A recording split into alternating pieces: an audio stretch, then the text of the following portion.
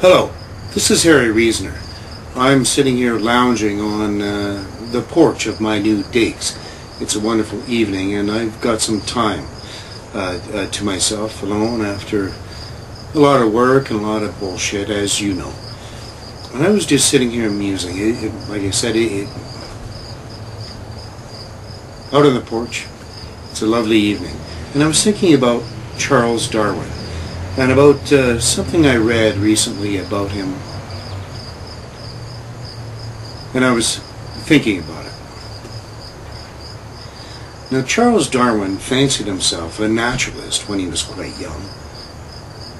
It was a vocation that many country gentlemen, men of leisure, and let's face it, Charles Darwin was. You know, he was born into a well-off family. Many men of leisure in those days called themselves naturalists, or at least that's the term that they would use to describe themselves had they been around today. But in actuality, they were natural theologians. Their purpose was not to elucidate from an unbiased viewpoint the workings of nature, but rather to examine it and see how it fit into biblical claims of its origins and its workings.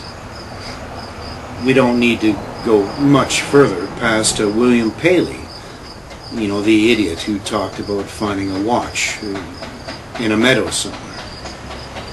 The whole point of looking at nature was to expose and support the thought of God's glory written in every petal of every flower and every dewdrop, every pine needle, and every piece of slime left behind a snail. And indeed, it was with thoughts like that that Darwin headed out on the Beagle.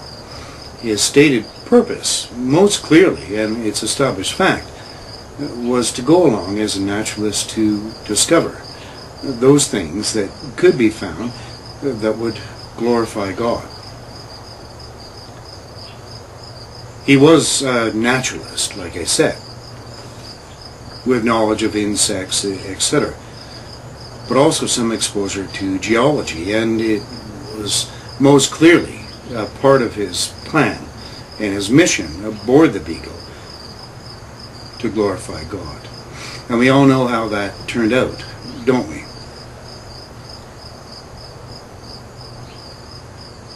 Charles Darwin was an impeccable researcher, a wonderful thinker, and a fantastic intellect, an extraordinary one. And I have to say this, I am at once appalled, but also amused, but probably mostly appalled, when I hear that he was just a God denier like all atheists are, struggling to excuse themselves from responsibility, struggling to find a way to not be moral.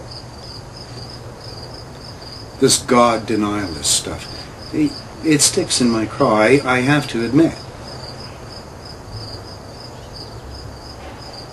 You see, one would